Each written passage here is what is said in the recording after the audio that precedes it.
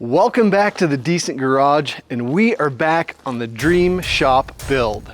We need to get the roll-up door put in on the main bay of the shop. So I picked up this door on Facebook Marketplace for 500 bucks. Now the brand is Cookson, and when I looked them up, they're actually really nice doors. This one's fully insulated. It comes with the side rails, comes with the plates to mount the door onto, and it comes with the drum for the door as well. So it should be a fairly straightforward install.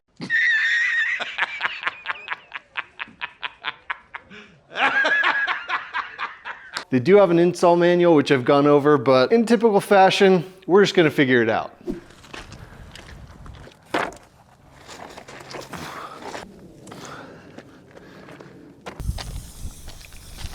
Oh, sweet, that's perfect.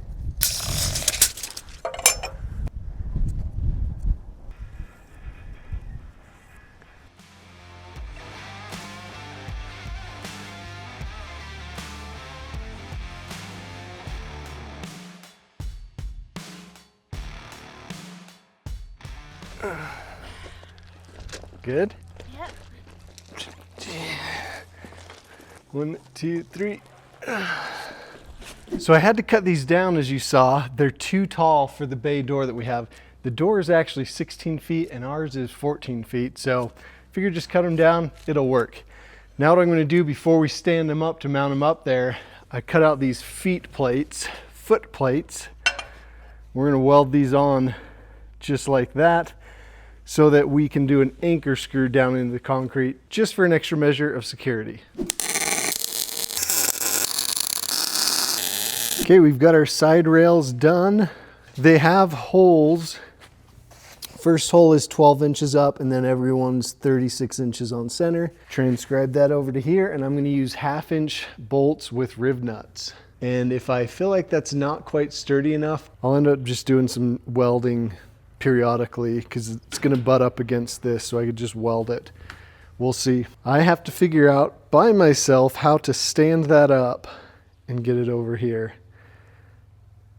I don't know what I'm going to do, but it could make for a good video.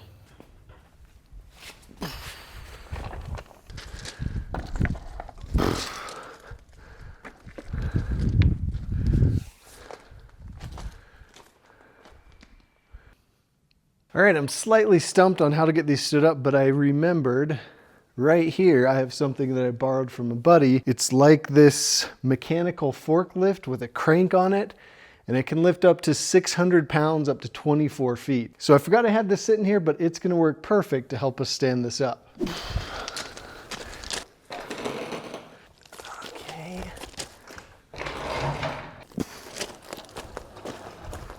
Okay.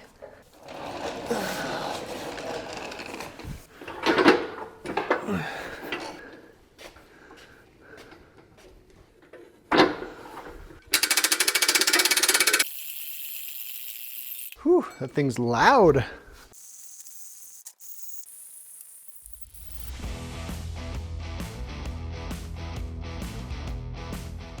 All right, I had to reset real quick because I had the hook in the top, which was a problem because this would hit the ceiling before the thing was stood up. So I've got it about 6 feet in.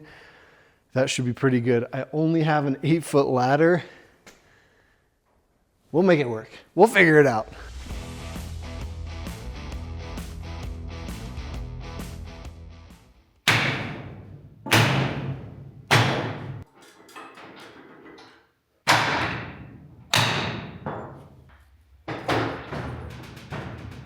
Well, we got it up. This crane thing, or this manual forklift, is awesome. It is perfect for doing this. But we have an issue. Let me show you what we ran into. So I got it all put up there. I've got the base right where it needs to go, kind of clamped it on there to hold it. But up top, it is about a 1/2 inch tall. It's hitting the metal on the roof, and it needs to go back like 3/4 of an inch. So it's barely too tall. You would think the easy solution would be to lean it down and just cut off a little bit off the top. The problem is we can't do that, and here's why. That part of the beam has holes already cut in it for these side plates to bolt into. So we can't take any height off the top. which means there is one solution. We've got to take the height off the bottom. So I think what I'm gonna have to do is pull the whole thing down, get it back out here on the sawhorses, and I'm gonna have to cut off the foot. And I'll probably cut off just a little bit extra so we know it's not too tall. The sucky thing is that's going to shift our mounting holes. So I don't think we'll be able to use the riv nut method because none of the mounting holes are gonna line up. Oh well, that's fine. We can weld it. You can see over here, now this needs to go back just a little bit, but it's hitting the ceiling. This will sit flush with that square tubing.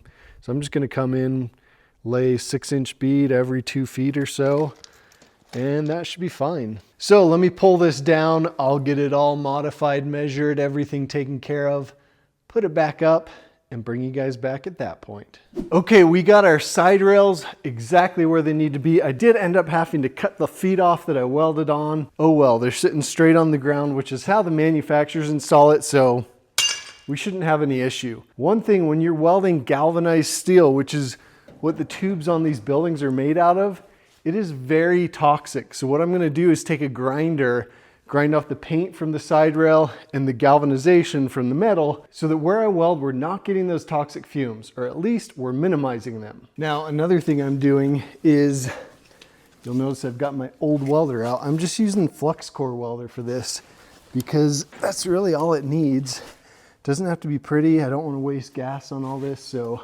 that'll work just fine.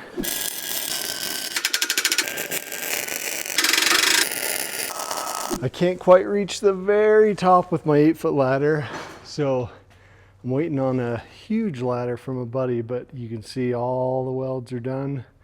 I went about every 2 feet, didn't really measure, and then I did about 5 inches of weld, and I used the flux core so it's nice and ugly. And then I got this side done too, all the way up. Making really good progress, and it is very, very sturdy with the welds. I'm not worried about it at all. It's dang sturdy. So as soon as we get that ladder, we can finish this thing off. Well, the progress is going really well, but we're at the point where we need to get up high. We got to finish our last welds. We got to put the drum up there, put the door up there. So I'm kind of cheating. I'm gonna bring in the big guns. I went and rented the biggest, baddest piece of machinery that's gonna help us get this job done.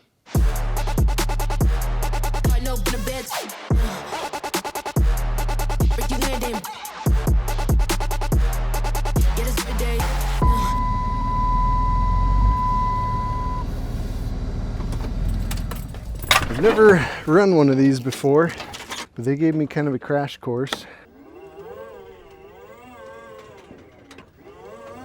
There we go. We need low range on this thing.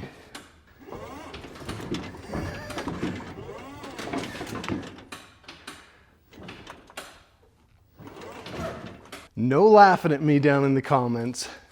This is going to be kind of comical because I've never run one before, but this is going to be huge in helping us get the rest of the store up.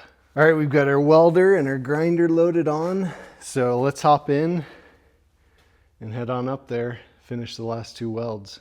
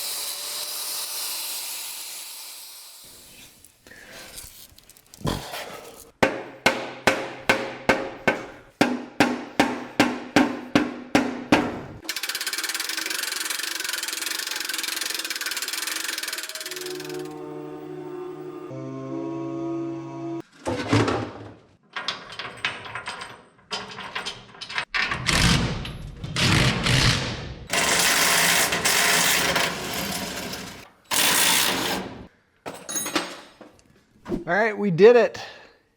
It is up there. So that's just the barrel. And the clearance is just perfect up there. It's not touching the ceiling. It's like a 1/4 inch from the ceiling. Man, this manual forklift and the scissor lift were lifesavers. $100. And today's a Saturday. I don't have to return it till Monday. Totally worth it. So now we've got to get the door, and I think the door is heavier than the barrel. So it's gonna be a trick to get it off the lift because there's the hump right there. So let's see what we can figure out. We'll get the door lined up over here and then we'll install that.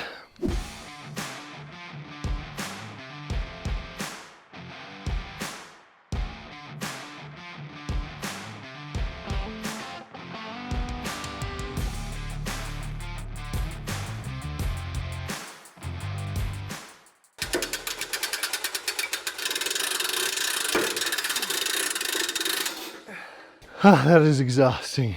All right, I kind of changed my strategy. I didn't trust this to lift it all the way up. It is a 650 pound max lifting capacity. The door's only 500 pounds, so it could do it.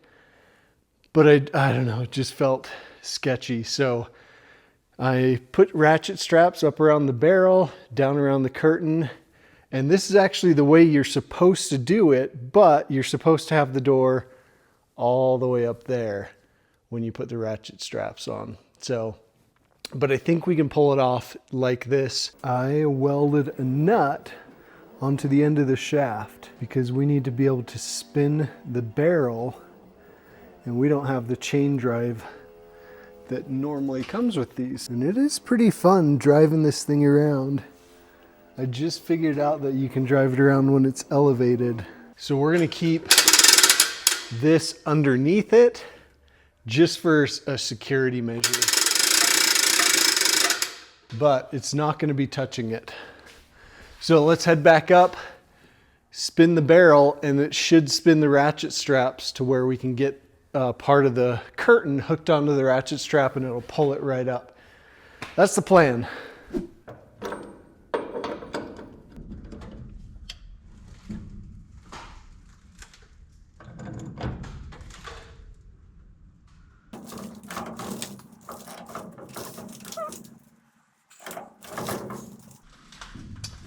Not sure this is gonna work.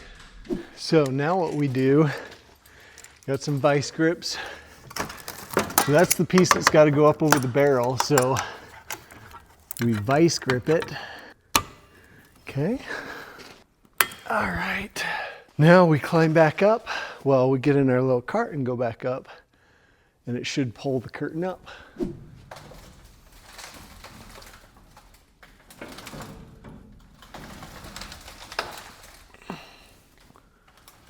When you put the chain drive up here, it's like a multiplier, that drive. So it turns the barrel nicely. It's not hard. This is a 1-to-1 with a little ratchet. So it's a lot of force, and we're trying to lift the curtain up, which once we lift it up, it tries to go back down and coil back down because it's heavy. Back to the drawing board.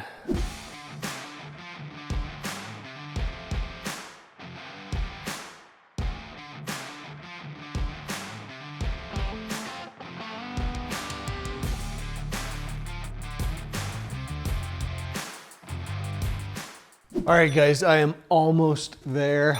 I found a method that's working. To get it all the way up there, you guys saw I had to use ratchet straps. This thing's not working the best. So we got it up there. I've started pulling it up around the barrel. It's almost to where we need it to be. So here's how I'm pulling it around the barrel. Got another ratchet strap that's hooked up to part of the curtain. Now I wish I had a come along, but my come along's in my trailer and I loaned my trailer to someone, so I don't.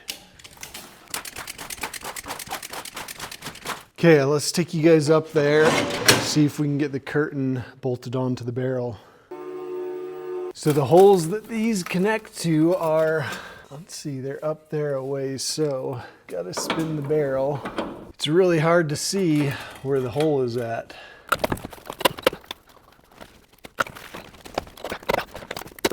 Well, as with every step of putting this door in, that was an absolute pain in the butt, but I got it done. So now I need to roll the door up, roll it up into where it's gonna go. Well, the door is officially up.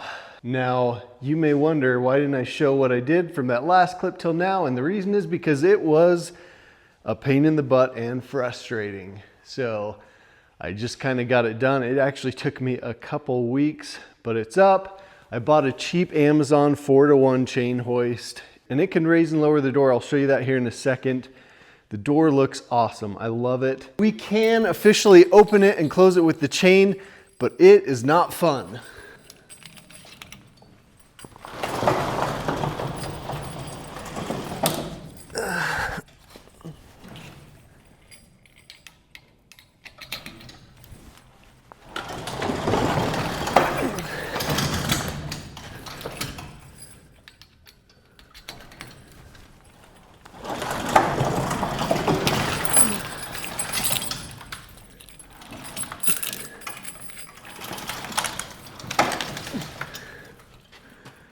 Woo!